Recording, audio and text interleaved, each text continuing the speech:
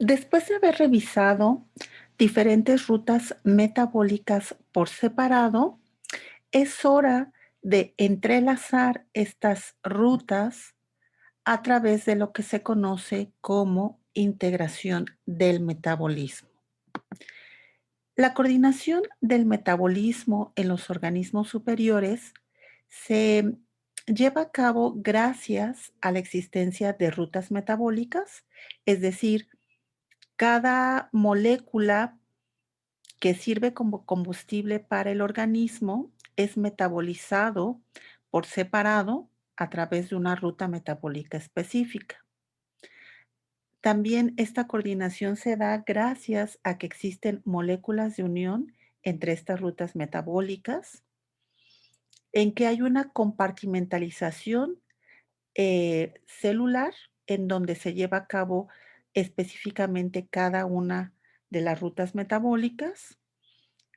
Las enzimas clave en, en cada ruta pueden estar reguladas por efectos alostéricos o por efectos hormonales, como son las modificaciones covalentes, específicamente las fosforilaciones, y también se lleva a cabo la regulación en la cantidad de enzimas que participan en una ruta metabólica en específico. Y obviamente, em, la presencia de ATP, que es la moneda energética celular, y al poder reductor, que está contenido en la molécula de NADPH, importante para las rutas metabólicas de tipo anabólico.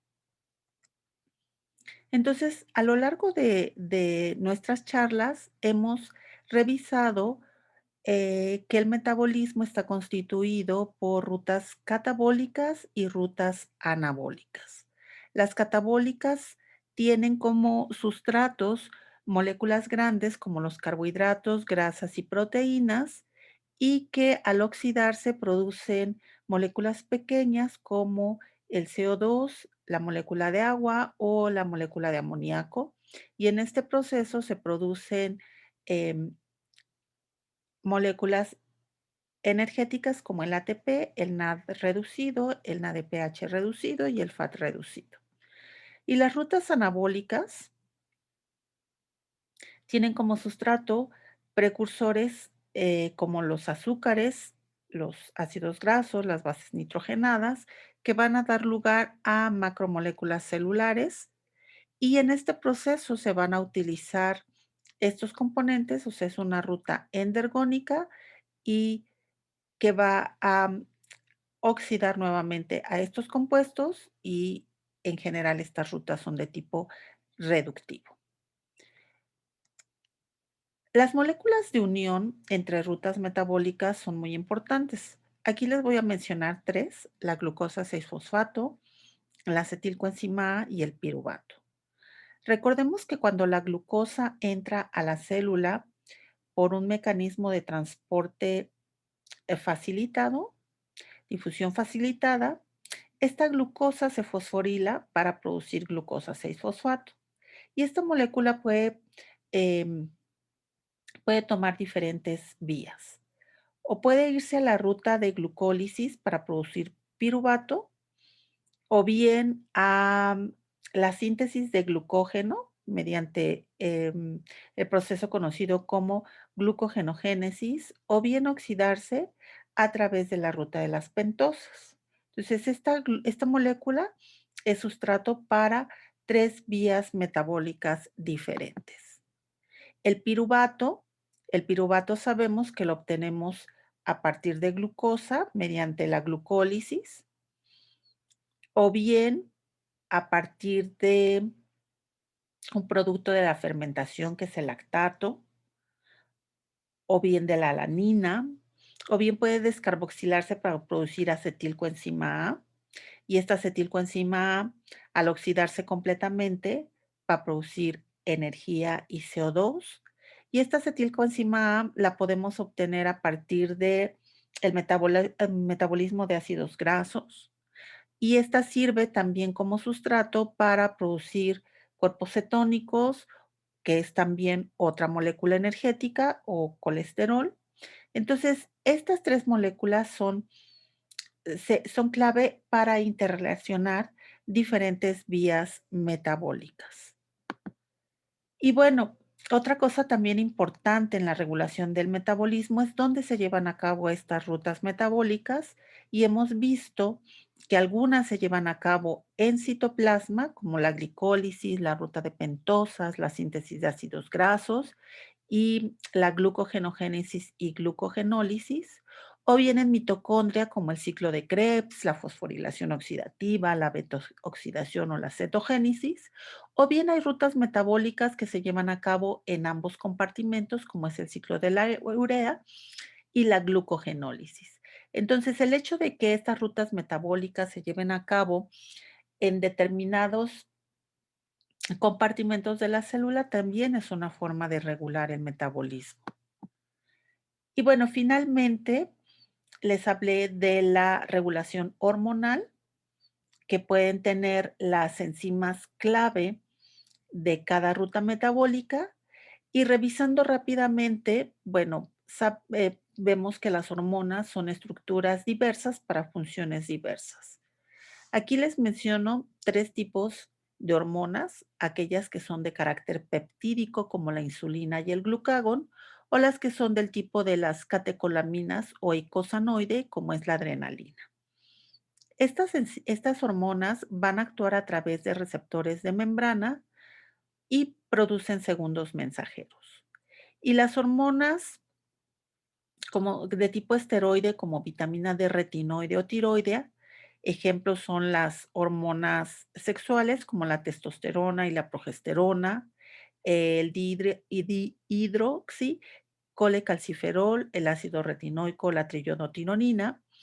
Este tipo de hormonas va a tener su función a través de receptores nucleares y va a regular la transcripción genética. Entonces, rápidamente vamos a revisar el mecanismo de acción de este tipo de hormonas. Aquí tenemos una hormona peptídica que se va a unir a su receptor en la membrana plasmática. Al unirse, al llevarse a cabo esta unión, se va a activar una enzima que cataliza la síntesis de un segundo mensajero. Aquí está ejemplificado el AMP cíclico, del cual ya hemos hablado cuando revisamos metabolismo del glucógeno. Este segundo mensajero va a activar otras enzimas que van a finalmente tener un efecto en en otras moléculas. Nosotros vimos los casos de fosforilaciones que iban a encender o apagar a determinadas enzimas. Y por lo tanto, pues van a producir o van a tener efectos diferentes sobre una ruta metabólica en específico. Entonces, esta es la manera de actuar de una hormona peptídica, y de una hormona esteroide va a difundir a la célula a través de la membrana plasmática y también a través de la membrana nuclear. Llega al núcleo, se une con un receptor nuclear. Una vez que se une con este receptor, se va a pegar a una o va a reconocer una secuencia específica de DNA cerca de un promotor, y esto va a aprender o a inducir la síntesis de este gen en específico. Una vez que se llevó a cabo la transcripción, este mensajero sale al citoplasma para ser leído en, en el ribosoma y producir esta proteína. Entonces, este tipo de hormonas va a regular la transcripción genética. Y bueno, también las hormonas van a tener efectos diferentes en diferentes tejidos. Aquí les muestro 3 tejidos que son importantes o claves en el metabolismo, que es el músculo, el tejido adiposo y el hígado.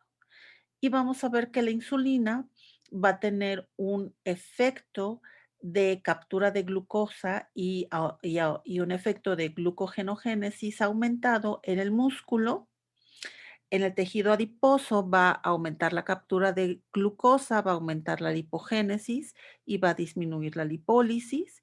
Y en hígado va a aumentar la glucogenogénesis, va a aumentar la lipogénesis y disminuir la gluconeogénesis. El glucagón en músculo no tiene efecto porque el músculo no tiene receptor para esta hormona. En tejido adiposo va a aumentar la lipólisis y en hígado disminuye glucogenogénesis y aumenta glucogenólisis. Y la adrenalina aumenta glucólisis y glucogenólisis en músculo, disminuye glucogenogénesis, aumenta lipólisis en tejido adiposo, disminuye glucogenogénesis en hígado y aumenta glucogenólisis y gluconeogénesis en hígado. Cada uno de estos efectos los vamos a ver con más detalle en ya ejemplos específicos. Y bueno, hay que recordar que cada tejido en un organismo superior va a tener un perfil metabólico característico.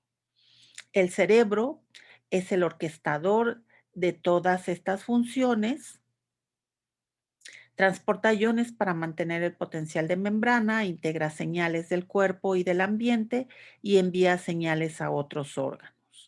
El páncreas, por ejemplo, va a secretar insulina y glucagón, que son hormonas, en respuesta a cambios en la concentración de glucosa sanguínea, el hígado, que es primordial como regulador en el metabolismo celular, va a modificar grasas, glúcidos y proteínas de la dieta, va a sintetizar y distribuir lípidos, cuerpos cetónicos y glucosa para otros tejidos y convierte el exceso de nitrógeno en urea.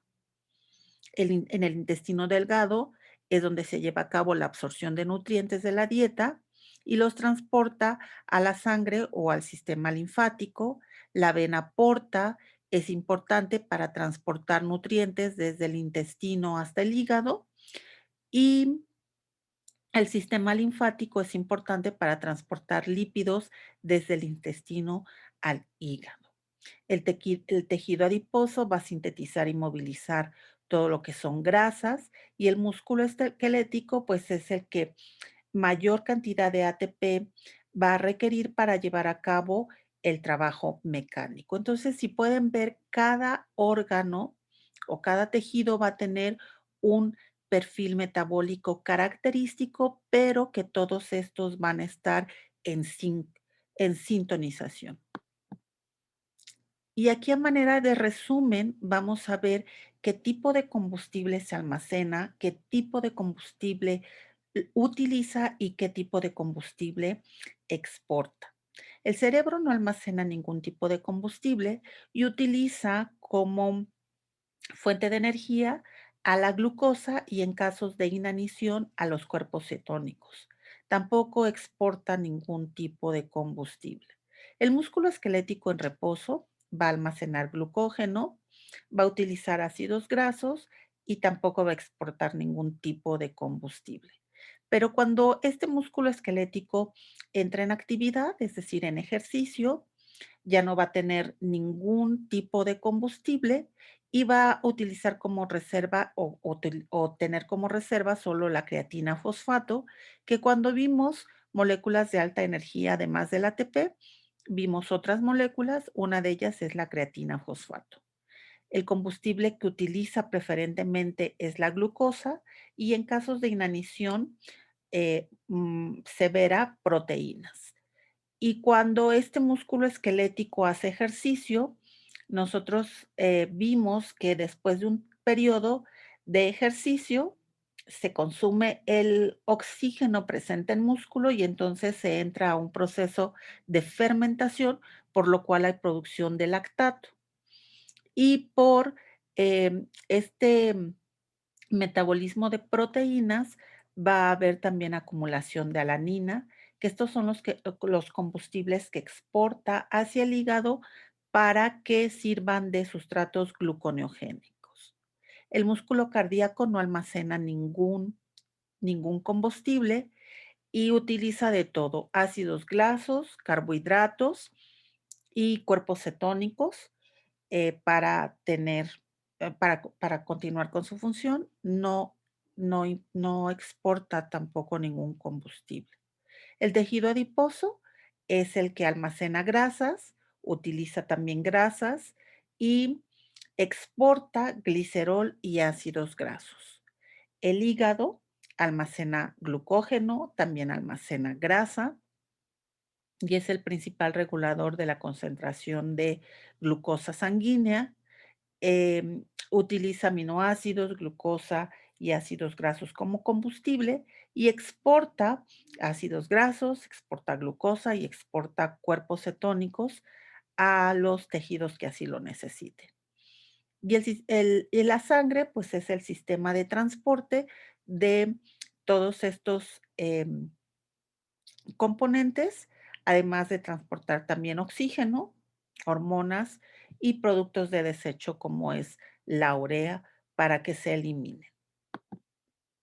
Y en esta imagen les presento un cuadro resumido y la interrelación de todas las vías metabólicas. Aquí están señaladas algunas que vimos. No alcanzamos en este curso a ver todas las rutas metabólicas que se llevan a cabo en un organismo superior. Sin embargo, vimos las rutas metabólicas principales, pero en esta imagen se pueden dar cuenta que todo el metabolismo está interconectado y en la siguiente clase, pues vamos ya a resumir y a dar unos ejemplos de cómo estas vías metabólicas se interconectan. Entonces, hasta la próxima.